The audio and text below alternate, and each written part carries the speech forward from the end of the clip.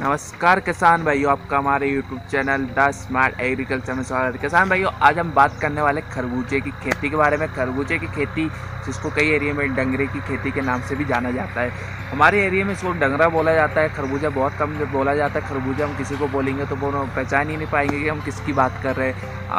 अलग अलग क्षेत्रों में अलग अलग नाम से इसको जाना जाता है। तो किसान भाइयों, सबसे पहले हम खरबूजे की खेती के बारे में बात कर लेते हैं कि खरबूजे की खेती कब की जाती है, कैसे की जाती है, इसका उत्पादन क्या है, इसका जो प्राइस होता है वो मार्केट रेट क्या है, किस प्रकार से हमें फ़ायदा होता है, लागत क्या, सब इसके बारे में हम पूरी बात करने वाले हैं। तो किसान भाइयों, आपसे निवेदन है, अगर वीडियो पसंद आए तो लाइक करें और हमारे चैनल को सब्सक्राइब जरूर कर लें। तो किसान भाइयों, सबसे पहले हम बात कर लेते हैं इसको जो लगाने का सही समय है वो क्या होता है।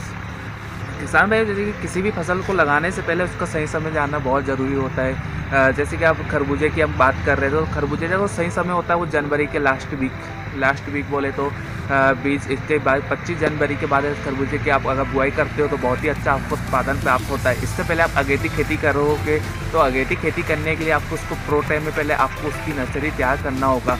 प्रो टाइम में नर्सरी आप तैयार करके इसकी अगेती खेती भी कर सकते हो, और आपको डायरेक्ट खेत में लगाना है तो उसको 25 जनवरी या 20 जनवरी के बाद लगाएं, जब थोड़ा सा टेम्परेचर हाई हो और ठंड थोड़ी सी कम हो। क्योंकि किसी भी खरबूजे की फसल हो या तरबूज की फसल हो, उसको न्यूनतम तापमान 10 डिग्री से कम नहीं होना चाहिए। 10 डिग्री से अगर कम होता है तो आपको प्रॉब्लम होगी, आपके जो प्रोटेक्शन है, आपका जो उत्पादन क्षमता है वो कम हो जाएगी, आपकी ग्रोथ कम होगी, आपको मेंटेनेंस ज़्यादा करना पड़ेगा। तो इसका जो सही समय है वो सही समय है 20 से 25 जनवरी के बाद इसकी कभी भी आप मौसम देख के बुआई कर सकते हो।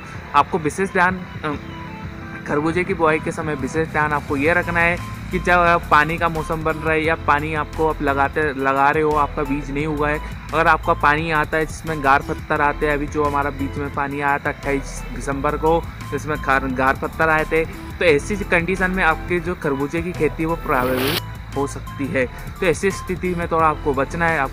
अगर आपके एरिया में पानी का, जैसे आप नेट में पहले सर्च मार ले या मौसम वैज्ञानिक आपको बताते रहते हैं, तो आप किसी भी प्रकार से उसकी सूचना प्राप्त करके ही इसकी बुआई करें। सेकंड चीज़ आपको ये ध्यान रखनी है कि आप जब भी खरबूजे की जो बुआई करते हो तो आपको जो ज़मीन तैयार करनी है वो ज़मीन किस प्रकार से तैयार करनी है। किसी भी फसल में ज़मीन को तैयार करना बड़ा ही अहम रोल होता है।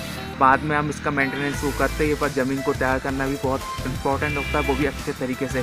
आप सबसे पहले इसमें जुताई जो कर रहे हो वो कल्टीवेटर के द्वारा गहरी जुताई करना है। आपको 2 से 3 और 3 से 4 सर तक इसकी जुताई करना है, जिसमें ज़मीन अच्छे से अल्टा पल्टी हो और अच्छे से सूख गया है। ज़मीन को पूरी तरीके से सूखनी होनी चाहिए, जिसमें उसमें विभिन्न प्रकार के जो कीटाणु के हानिकारक कीटाणु के वो नष्ट हो जाए, विभिन्न इल्लियाँ नष्ट हो जाए। क्या होता है किसान भाई, कई बार हम गीली ज़मीन तो हल्की चीज़ जो नमी वाली में अगर इसकी बुआई करते हैं और ज़मीन को वैसे ही बेड बना देते हैं तो हमें इसमें बाद में प्रॉब्लम होती है। तो अच्छी सूखने दे ज़मीन को, जिसमें अल्टा पल्टी ज़मीन को सुखाते रहे। जैसे कि आज एक सर मार दिया, 2-3 दिन के बाद एक सर मारती है, तो इसमें क्या होता है कि अल्टा पल्टी पूरी ज़मीन सूख जाती है। तो आपको गहरी जुताई करना है। उसके बाद में आपको रोटोवेटर के द्वारा इसको पूरा तरह से भुरभुरा बना के मिला लेना है।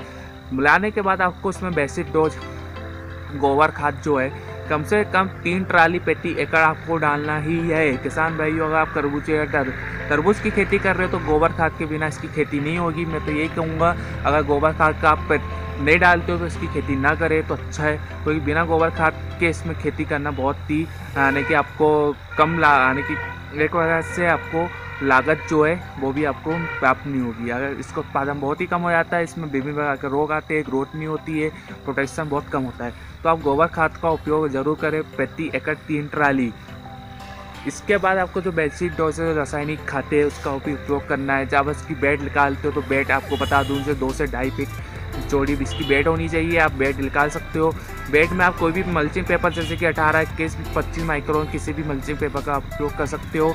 उसके बाद आपको क्या करना है, जब आप बेड निकाल रहे हो तो उसमें आपको DAP, तो बेड वाली मशीन आती है, उसमें आपको ऊपर आपकी मशीन लगी होती है, उसमें DAP पोटास आपको डालना है, जिसमें हर बेड में इसकी मात्रा बराबर गिरनी चाहिए। सेकेंड चीज़, आपको बेड में पहले आपको सुपर, जिसमें हम राखड़ खाद भी बोलते हैं, सुपर फास्फेट भी आपको डालनी है, जिससे क्या होगा कि ज़मीन जो हमारी बुरबुरी रहेगी, अंदर से पोकल रहेगी, और जो हमारी जड़ इसकी ग्रोथ है वो अच्छी खासी रहेगी और मजबूत रहेगी।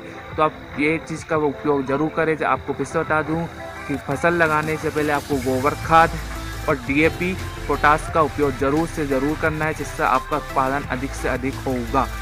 जब भी आप इसकी बुआई कर रहे हो तो आप मौसम देख के ही करें।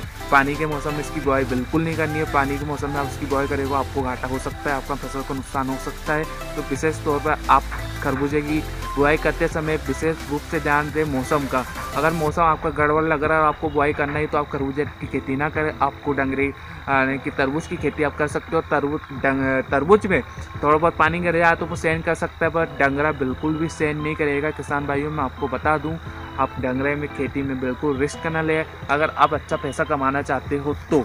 अगर हम इसकी बात कर ले तो लागत हमें प्रति एकड़ 50,000 के आसपास आती है। प्रति एकड़ 50,000 के आसपास हमें इसमें लागत आती है। और हमें जो मुनाफा होता है, जैसे आप 20 टन का उत्पादन करते हो कम से कम हमें 10 रुपये भी बिकता है हमारा मार्केट रेट, तो हमें 2 लाख रुपये का फ़ायदा होता है। जिसमें हमें 50,000 लागत निकल गई तो 1.5 लाख रुपये हमें बचत होते हैं। इसी प्रकार हमारा जो रेट के आधार पर ही इसका पैसा है। हमारा पिछले बार जो बिका था वो 14 रुपये बिका था, उसकी बुआई हमने फरवरी में 4 फरवरी को की थी। तो इसी प्रकार किसान भाइयों जो लॉकडाउन के ऊपर भी निर्भर है, ओमिक्रॉन जिसमें अभी चल रहा है, अगर लॉकडाउन लगता है तो हमें थोड़ी दिक्कत आएगी। अगर नहीं लगता है तो किसान भाइयों इस बार आप पैसा अच्छा खासा कमाओगे। हमारा हिसाब से अगर आप जनवरी में बुआई करते हो 20 जनवरी के बाद तो आपको 15 रुपये से ऊपर का रेट मिलना निश्चित है।